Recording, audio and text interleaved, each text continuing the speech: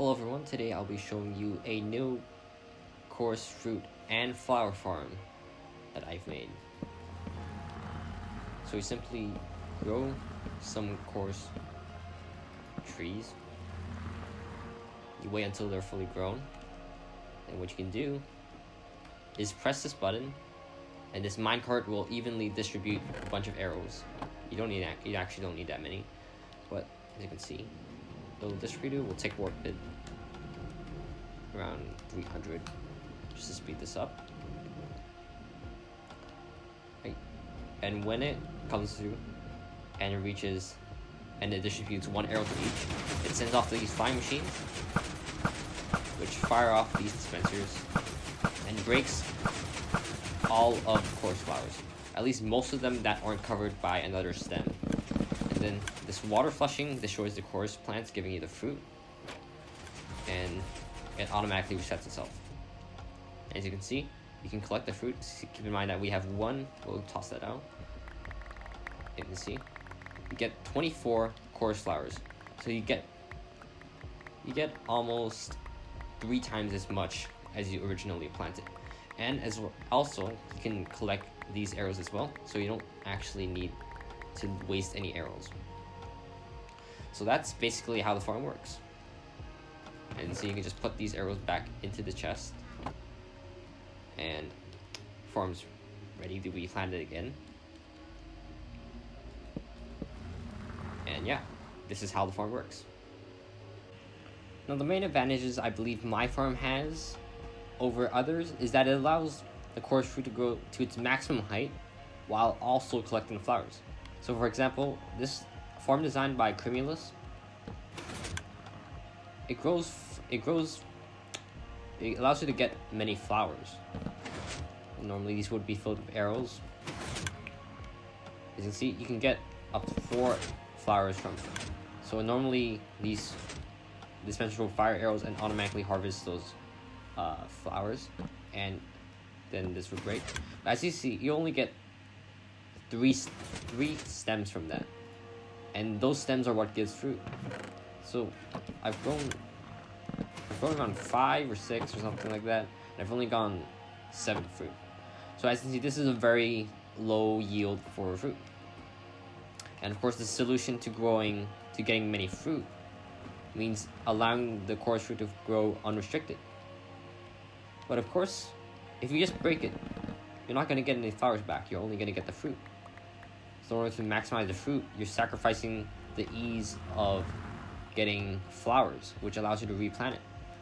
So normally you'd want to build both. You'd build this for collecting the flowers, and this for growing the fruit. However, in my design, I've made it so that it allows for unrestricted growth, so that the course fruit can grow as far as high up as it wants, while still collecting all of or at least most of the flowers, allowing you to get a net profit of course flowers, so you won't ever run out. And I've made this all in one farm design.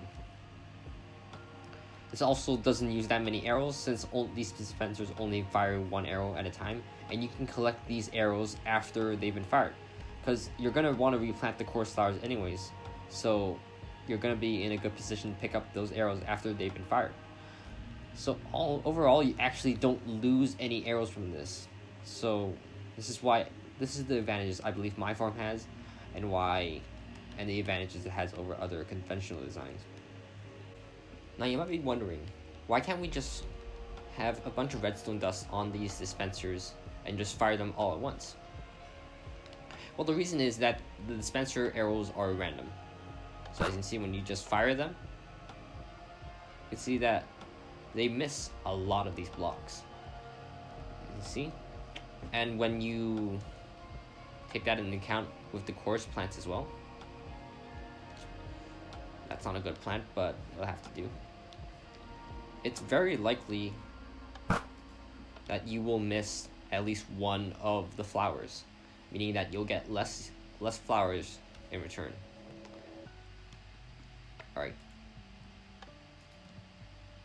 That's not a good plant. Alright, that's good. Alright. So basically, the way I combat this randomness when the dispenser shoot the arrow is to use an iron. Just place a block in front of the dispenser when it fires the arrow, and then I shoot, and I get rid of those blocks. And as you can see, it's much more reliable at destroying the flowers. And as you see, it falls in an almost perfect grid-like pattern.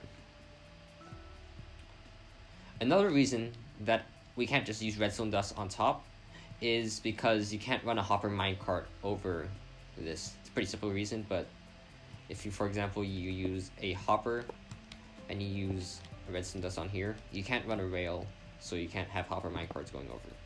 So that's another reason why you can't just do this. To show how effective putting a block in front of the dispenser is at stopping the randomness, I've set up this little device where we can shoot the dispenser, and as you can see, we shoot it around 5 times. We should see that at least one of these arrows misses. Yes, as you can see, the arrow misses, and that's pretty likely to happen if you just have a dispenser shooting downwards. So in order to combat this, we use a piston to push the block in front of the dispenser. The dispenser fires, shoots the arrow into the block, and the piston retracts. You see? We'll do that 5 times just to have a larger sample size. There we go. You see, it's much more reliable than just shooting it downwards. We can also do this and increase the amount of... We can actually do this twice. So this block will extend, dispenser fires, this block retracts, this block extends, so the arrow falls down twice into this block. And then that will basically guarantee that there will be no randomness when the arrow falls down. As you can see. We'll do that 5 times again. Of course, there will still be some randomness, but with 2 blocks, it's much more reliable. And you see, it's almost perfect. Now, the reason I don't use 2 blocks in my farm is that 1 block works fine, and yeah, 1 block works fine, and it simplifies things. Also, keep in mind that the type of block does matter. So, for example, if we use honey, it works same as normal. We'll do that 5 times. See, honey works fine. It works almost identical to like an iron block. But slime is problematic since it's unreliable. You see, sometimes it pulls the arrows down away from it. And sometimes the arrows just get stuck in the slime block, as you can see. And when you do it again, it just gets shot out. Now for the most complex part of this farm, the flying machine, I've made a little small model of it. So it's a tolerable design that uses honey and slime to be able to put them right next to each other. And basically, the dispenser fires into this iron block, and this observer triggers these dispensers. This part right here, I just simulated so the dispensers only get 1 arrow at a time. So it's a basic 2-way flying machine, just has this little extra part, and I'll just show you how it works. See, the dispensers fire when this observer goes right under them, and you see, make a good grid pattern. And we avoid the double firing of arrows and avoid wasting them by just only having 1 arrow in the dispenser at a time. So that's what these droppers for in this model. And in the actual farm, you just use hoppers, so the dispenser only gets 1 arrow at a time. So that's how the flying machine works. We'll do it one more time. So that makes sure that dispensers fire in a much more predictable pattern, and therefore more reliable to be able to break these flowers. So this is what you're gonna need to build this farm. Now keep in mind that the block of iron can be substituted with any blocks. Gold block is necessary, and the white stained glass is not necessary as well. You can use something else if you want. Alright, let's get started. So you want to start with 9 endstone blocks with a two block gap in between them to make this grid pattern. And what you want to do is you're going to want to choose the side. I'm just going to mark it out with gold blocks, but you don't have to do this. This is going to be the side, or where the line where the coarse fruit is going to get flushed. You could easily add this and make it go into a water stream. I'll mark it out with gold right now. And then you're going to want to fill this out like this.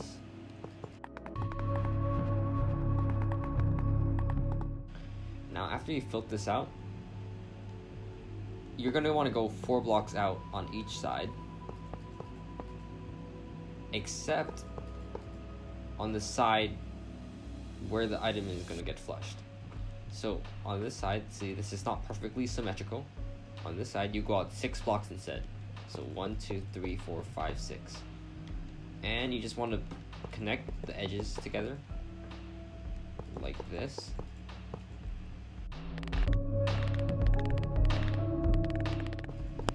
And you're going to want to fill in the whole area with blocks.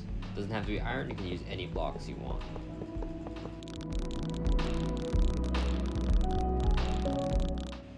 Alright, so now that you've filled out this area of blocks, what you're going to want to do is to, of course, put in side blocks. I'm using glass because it looks nice, but you can use any block here, it doesn't matter that much. So you're going to want to fill in these sides right here. So now that you've got the side glass laid out, what you want to do is to add solid blocks. It cannot be glass, but it just has to be able to be powered by redstone. Put solid blocks on both sides like this, and redstone dust goes on top of them like this. Now, on this side, we'll mark it out. This side will be closer to the input, since the minecart up top will be on this side. You're gonna want to put a block here, like this. Redstone torch there. You want to do the same for the other side, like this. Now you can just connect them up.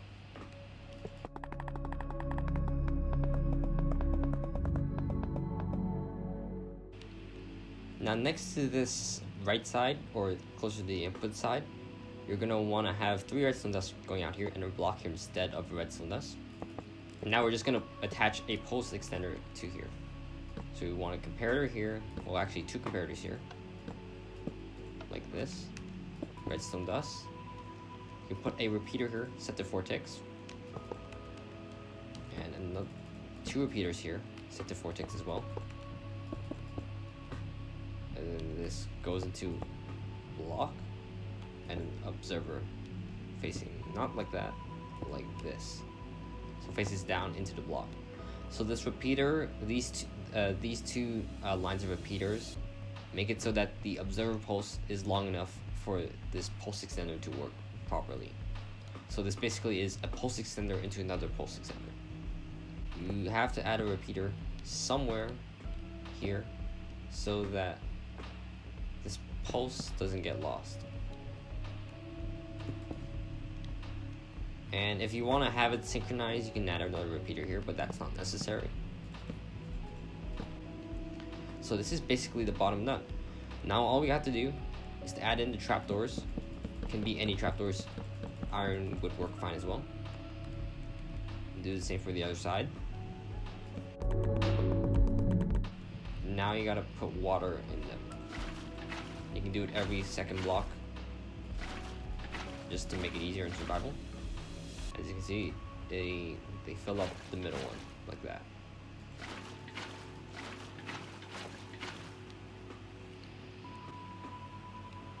So if we try again, as you can see, the water gets flushed, and eventually the pulse will go away, and then the water will be retracted. So this is the bottom part done. Now you're going to want to go to the center block. I suggest using scaffolding, but you can use other blocks as well. And you want to go 26 blocks up. So 1, 2, 3, 4, 5, 6, 7, 8, 9, 10, 11, 12, 13, 14, 15, 16, 17, 18, 19, 20, 21, 22, 23, 24, 25, 26. 26. Now go all the way up. And this is where your dispenser layer is going to be. So you want to get some dispensers like this, have them facing down. And then you want to have these dispensers going out 6 blocks. So 1, 2, 3, 4, 5, 6. 1, 2, 3, 4, 5, 6. 1, 2, 3, 4, 5, 6. And 1, 2, 3, 4, 5, 6. And you're gonna want to fill in the edges as well, or just connect the sides so it makes a square like this.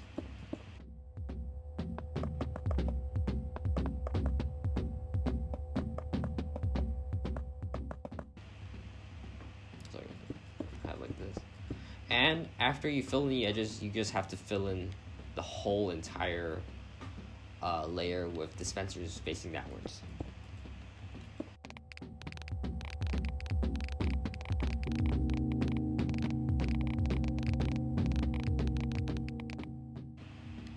Alright, so now that you have your dispenser layer complete, you can destroy all of the scaffolding. You won't need that anymore. And then on top of those dispensers, you want to just have hoppers facing down into them, like this.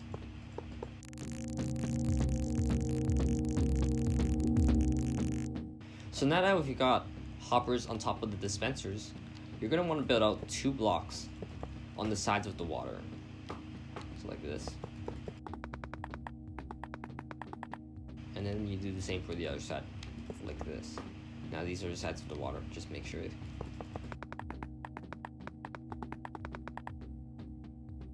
And now you want to put powered rails on top of the hoppers, like this. And you don't place it at the edge, otherwise this will happen. So you want to do is place it just 1 block away from the edge, and then you can connect it like this. And you gotta cover all the hoppers with the powered rails.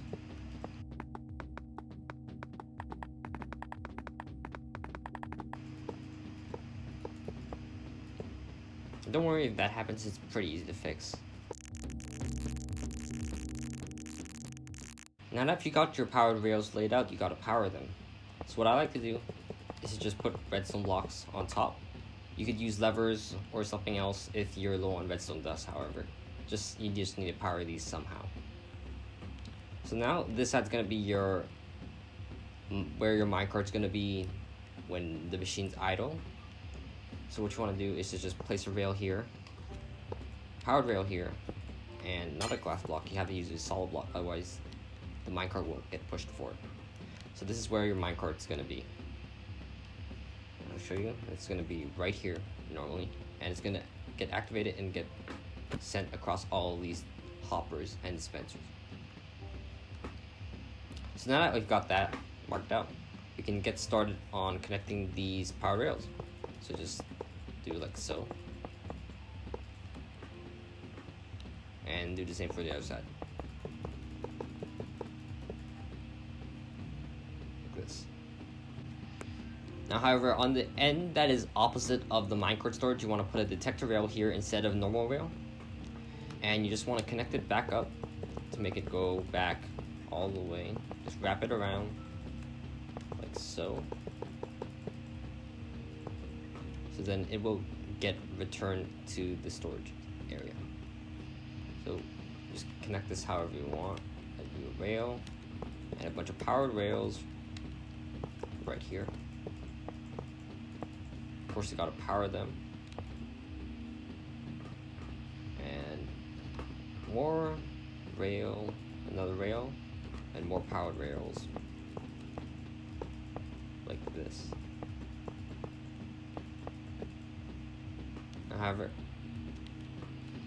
you're gonna want to power this like this. This is gonna be unpowered. If you want, you can just put another rail here. Now you can't just have the rail go into a curved rail like this, because the minecart will just come here, go into the default position, and just start moving again. I can demonstrate that right now. You push in the minecart, it'll just go getting moved again. As you saw, I can show that again.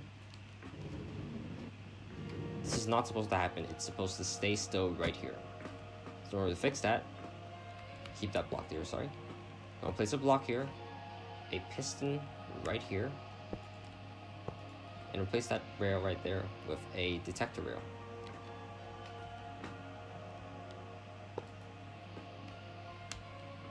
Have that go into a repeater set to 3 ticks. Go into a block, and that just goes into redstone dust. So now, when the hopper minecart arrives, it gets pushed onto the rail perfectly. Alright, so this is the minecart system done. So now that we've finished the rails on top, it's time to start building the flying machines. So first we want to build the obsidian stoppers on both sides. In case you accidentally activate a flying machine, it won't just fly off into the distance. So now you want to go down 2 blocks from the dispensers, and you gotta go out 6 blocks in total. So 1, 2, 3, 4, 5, 6. And if you want to save obsidian, you can space it out, but if you don't care, then you can just make a line. However, if you want to space it out, just gotta space out 1 block on each side like this.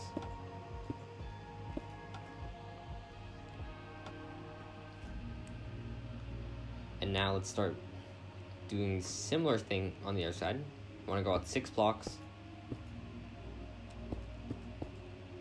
So you gotta have a 1 block one air gap in between the dispenser. Have the obsidian, you will space out differently on this side. So now remember, this side is the side with the detector rail. You want to go out 2 blocks. So a 2 block gap, 2 obsidian, 2 block gap, 2 obsidian. Do that 3 times.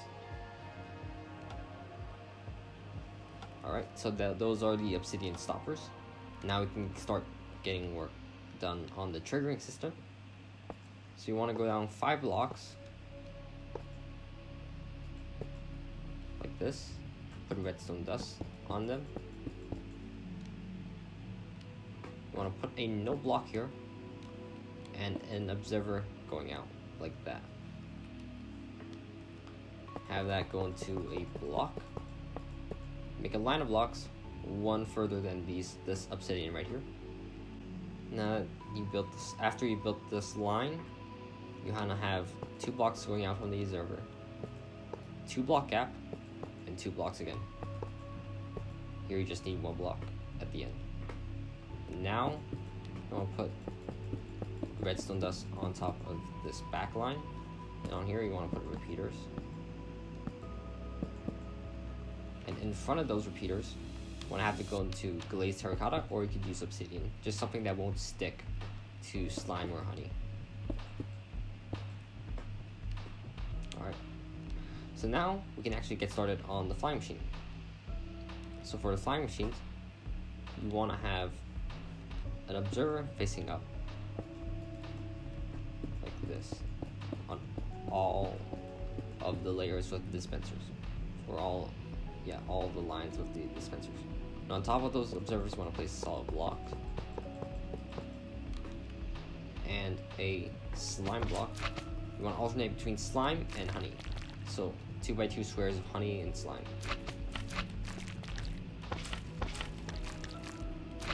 On the end, you can just make another 2x2 square of slime. Now, sticky pistons will go on top of the glazed terracotta right here. And now you want to have slime connected to slime, and honey connected to honey, like this. Now, in front of those slime blocks, I'm gonna have more sticky pistons facing into them. Or actually in front of the honey blocks as well, sorry about that. And do the similar thing. If there's a slime block behind the piston, you put a slime block. If there's a honey block behind the piston, then you put a honey block.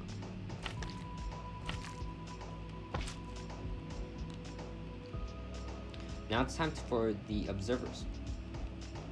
Now the observers go on top of the honey block like a standard two-way flying machine. So basically, this sticky piston is connected to this slime block right here. So this observer is connected to this slime block, honey block as well, and powers that piston. So you just want to repeat that pattern on top of the honey blocks. Now we can't do the same pattern on the slime block, since if we put two observers facing each other, it'll just create a clock. So what we do is we put observers facing up into those sticky pistons from the bottom of the slime block. Since slime blocks can be powered, while honey blocks can't. So you just want to have observers facing into those sticky pistons right there. And to finish it off the flying machines, you just want an observer facing out on this end over here without the extra observer here.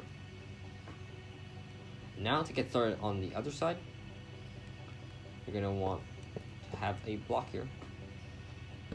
Repeater set to 4 ticks, going into another block,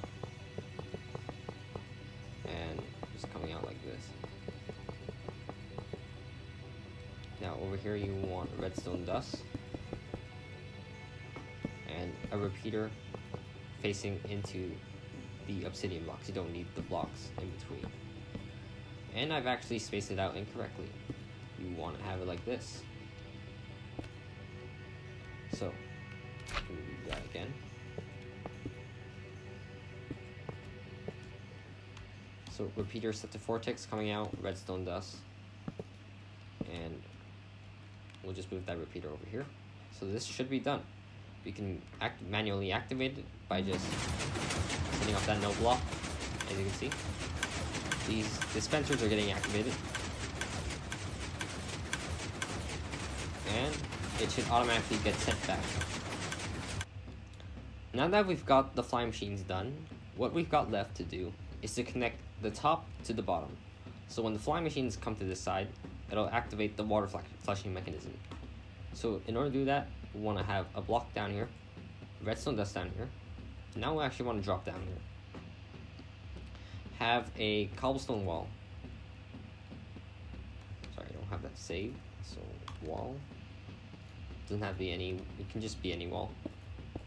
And you want to have a 3 wide column of walls like this. So you just want to build all the way up to this level, right below the iron block. Do the same for these two columns. However, for this one, you want to build it up a little lower.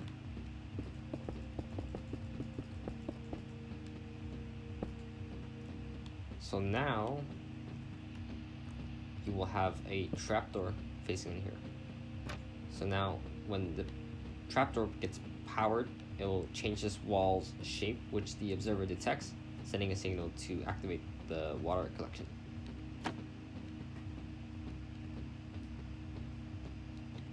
And now this is basically your whole farm complete. All you gotta do is to add a chest on top where you can fill it with arrows. You can get an arrow right here.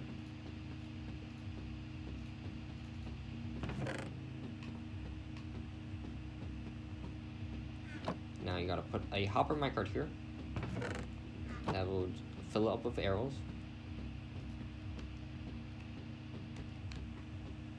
And after it fills up with arrows, you can send it off. I'll take for a little. So when it reaches the other side, eventually. The flying machines get sent off. Arrows get fired. Normally you'd have chorus fruit here. The flying machine automatically gets sent back. Water flushing starts. And it's done. The harvest is complete. So what you can do now is manually collect these arrows. And of course you can add in a bubble column sending the arrows back up. That's what I did in my survival world. So you can have a bubble column heading back up into this chest. And you can also have this, you can wire the input to harvest the farm. You can hook that up to the bottom and just have a torch tower going up. So yeah, this is basically the farm done. You can just have chorus fruit, chorus flowers, plant the chorus flowers like this.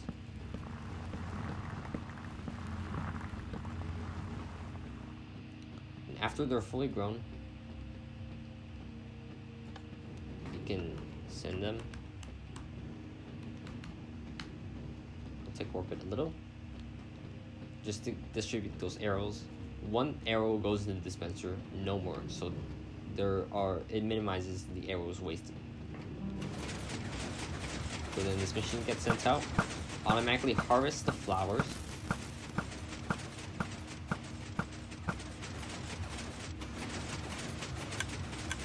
And as you see, there's no more arrows left in the dispenser, so no more get fired. The water collection starts, flushes, and breaks the chorus plants. And as you can see, we'll empty out our inventory.